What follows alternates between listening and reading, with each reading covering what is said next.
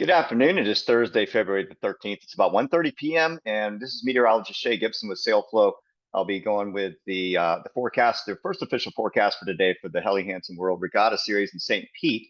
And also tomorrow morning, Saturday morning, Sunday morning, we'll be going live with the team to discuss, the exacting of the forecast per day and looking at the extended forecast beyond that. But we'll be exacting everything from the forecast that I did this past Sunday on the preliminary and going forward. So make sure to join us there. I'm going to go ahead and share the slide deck. I can get the share screen here to work. Here we go. There we go. So I'm not going to run the deck like the full thing. I'm just going to go through a couple of things here because I want to really get to the meat of the matter in the forecast. But this is sponsored by the St. Pete Yacht Club, so we appreciate all the support there for this race. Quick shameless plug for SailFlow. Definitely scan that QR code there to the bottom right. That'll get you registered for the daily weather and the briefings that we do every morning starting at 7:30 live each morning for the next 3 mornings. Our SailFlow app has lots of weather stations in it, including the ProNet stations and some of the Tempest stations that are out there. And I'll talk about that in a little more detail shortly. We'll be focusing on the race rings here, as you can see, A, B, C, and D out in the shipping channel and then closer to shore where some of the thermal action will be occurring as well. Real quick, for currents, tides and currents, I think there is still right on about exactly what the forecast is going to be from Sunday. And I don't feel the need to update it because it looks good in this format. But you can see here with the slack tide being at 10:30, 10:44, and respectively 10:55 each morning. So pretty much a very little current to start, but the flood does come in close to a knot. So that will matter out there on the course. And we'll talk about that here just in a little bit. Wanted to go to the visible satellite imagery. As you can see, a cold front is dropping towards the area. It's going to break up as it does. It's going to lose a lot of its steam right here. It looks pretty burly as it's coming in from the west. But as it approaches, you can see here, I wanted to show you this real quick, this large envelope of clouds. And those are surface clouds. It's actually sea fog, or what's called the dreaded marine layer, right? It's hanging just off the coastline. Cooler sea surface temperatures in an anomalously cool area with being in the warm sector means that you get some of the sea fog, and some of that could push into the bay later this afternoon or today as this front moves in. So just want to kind of show that. I don't think we're going to have an issue with sea fog. As the warm front lifts, the cold front will drop. It'll stall over the area and then start lifting north on Saturday. There could be some potential for fog there on Saturday, and we're going to take it day to day on that. But I don't want to raise any red flags at this time. I think it's just we'll wait and see how things look as we get into Saturday and Sunday. But Sunday looks pretty good. It looks like a lot of that works out of the area. Looking at the WPC surface analysis for the next 7 days, I'm just going to run it through the race, of course. This large area of high pressure in the Midwest is going to drip up, position up over the Ohio Valley. As we can see, the cold front's going to stall over the Tampa area. As this high gets positioned to our north over the Ohio Valley, the isobars are going to be between 1,024 and 1,028. It's stronger than what I was shown before. So that means 1,041 millibars for the central high. That means it's doming out up towards mid levels. It's still a surface high feature. It's very broad. Like I said, that west to east winds aloft are going to keep that cap where it can't, get too high up. But what that means is we'll get that east northeast flow. A few days ago, a lot of the models were split on that. There was only 1 or 2 models, and now just about all of them are agreeing that this east northeast wind will make it down across the area. To what degree, we'll have wait and see for tomorrow morning. But I think, again, we'll have that moderate flow in the morning, fading to modest flow by late morning, midday, and then picking back up late afternoon. That's generally how it works. And then as we get into Saturday, let me just run this forward. Get into Saturday, that becomes a warm front lifts to the north, and it starts its lift in Saturday morning. The winds start to veer a little bit more southeast. So it goes from east northeast over to southeast and then south. And then as we get into Sunday, another cold front approach. This one's stronger than today's front. Will actually bring the winds up higher. So Sunday looks pretty good for wind. So I'm just going to run through the map right now. We're seeing 15 knots at Tampa Bay Cut J. Remember that the height of this sensor is 48 feet. So we have to be mindful of that. The higher up you are in the atmosphere, generally, the more wind there is. And you can see over in the St. Petersburg area where the sensors are actually a little bit lower. I think that's about right what it is out there on the race course, about 12 to 13 knots with gusts up to 17. And so I think that'll hold for the day. I think we're going to see that 11 to 15 knot range across the race course for today for the practice runs, and probably fading as that front slows on its approach it loses some of that steam. Some of those low-level jets just burn off, and then we're left with a little wind. One of the sensors here is Coquina Key. I've been watching this one. It's been performing pretty good, and I think this one will actually pick up the wind speeds pretty well. Let me try to get that little circle off of there, off the screen. We're not dragging that with us. But this one right here, this is a tempest station. Now, in certain areas, in certain directions of winds, these things can actually perform just as well as some of the ProNet stations. So if we zoom in, I'm looking at the placement of this, and it looks like it's out there on the dock. Looks like that little pole right there where the GPS is sighted.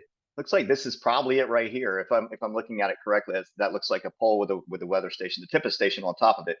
But either way, this one might be a key weather station as well for the southern courses. So I'm going to be watching that very closely. Just, consider that if you have the application, SailFlow application, you're looking at the greens, those are all tempest weather stations. And they tend to perform near bodies of water pretty well. So just a tidbit of information. If we run Tampa Bay Cut J, all the models, I'm just going to kind of walk through the winds real quick because I don't want this forecast to be too long for anyone. You can see here this southwest or south-southwest wind is going to steadily fade later. I think we're going to hold that 11 to 15 knot range and then fades later this afternoon as that front drops into the area. Now, as we get into tomorrow, so the models are split here. You're seeing some that keep it very light in the morning, and then some of the higher resolution model, the 2-kilometer model here, the WRF SailFlow Wharf model is actually picking up higher than what that is. So the trim and the 2-kilometer are both starting high, and I'm very much in line with that because I think there's going to be enough of that pressure behind the wind to build it early. So between 7 and 9 a.m., we're looking at 13 to 17 knots. I think that's a very realistic look at it. And the high resolution models are picking up, whereas the lower ones are not. HRRR in the red generally does pretty well in the Tampa area. And I'd be surprised if that doesn't change its focus by later today and into tonight. But I think, we'll call for that 7 to 9 a.m., but then fading. This is actually another realistic look at it where we get down to this 8 to 12 knot range for the start of the race, right? 10 to 1 o'clock p.m. And then as we turn the corner 2 to 3, the winds pick back up again. And, as I talked about in the forecast on Sunday, a lot of that has to do with the thermal gradient, the signature of the city itself. So when you have, warmer city areas around and this cooler air is diving down across the bay, you end up getting some perturbation between the air masses. So you have a warm air mass at the surface, you have this cooler air trying to dive down over it. Early in the morning when the air temperatures are lower, it tends to couple with this very well. And that's why the winds are going to be up. But then as the day, heats up and the city heats up, it perturbs that wind and it doesn't allow it to lay down across the bay until later when the air temperatures fall again. So it's all about the ups and downs of the air temperature to match closer to what the sea surface temperature is doing and what the city temperature is doing as well. So again, that thermal enhancement that's going to be blocking those winds. But as we round into Saturday, we start to see this southeast flow. I'm going to run all the models again. We start to see the winds turning a little bit more southeast at about 130, 140 degrees, and then veering slowly through the day towards 180. That's the direction we're looking to get. We need that southerly wind to pick up a little bit. I'm a little concerned at this point, not too concerned, but I'm a little concerned we could have a little bit of fog that goes through the morning with that southeast flow and the cooler sea surface temperatures. So let me see what the sea surface temperature is, right about 71.6. So it's up from 66 earlier. And that's a good thing because if the sea surface temperature climbs and it gets higher up towards the air temperature, the ambient air temperature for the day, then that's a good thing. It couples better. So Saturday is kind of up in the air with speeds. I think we're going to take this one day to day. It's a little early to call it. The models are not being very optimistic about it. But I think there'll be a little bit of a sea breeze that can build into the area on Saturday. As we get into Sunday, the low-level jetting couples pretty well. It forces some more wind down to the surface as that cold front drops into the area. And we end up with a pretty good day of wind on Sunday, starting early, too. I mean, we're talking 10 to 14 knots by the race start. If not, maybe 12 to 16. We get up to 14 to 18 through the day. I think that's a good call for it. So that's what the winds are going to do. Real quick, I'm going to hop over to currents. I linked up with Katie Kirk, so she's going to be in the race. Our product stopped putting out the sea surface currents in for the Tampa area because the National Weather Service rewrote the code, and now we have to redesign the whole thing from scratch to put back into our products. But I'm going to be using the TBOFs, so the Tampa Bay Operational Forecast System that Katie told me about. I worked with a project with her in Charleston here for some of the tides and currents for NOAA. She works with that. So thanks a lot, Katie. I appreciate the help and the pointer for this area. Really cool graphic here on the bathymetry, which shows the race course right here along the St. Pete area, right down the deep channel. So the main shipping channel being over here, of course, but there's another deep channel right here where the race courses are, which is good. It means not too many, stays away from the shallows. But really cool like graphic on that.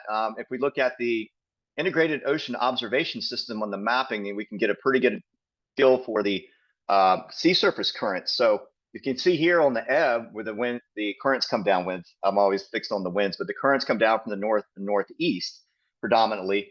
They follow that shipping channel, and as we round 10 o'clock a.m., that it starts to wane. We get to 11. Let me see. It might just be taking a minute to update here. So I think it refreshes about every 5-10 minutes, but you can see here by 10 o'clock a.m. that current is starting. It's really starting to slow down at this point. And by 11 o'clock a.m., we start to see some slack tide opportunity here where there's just no current.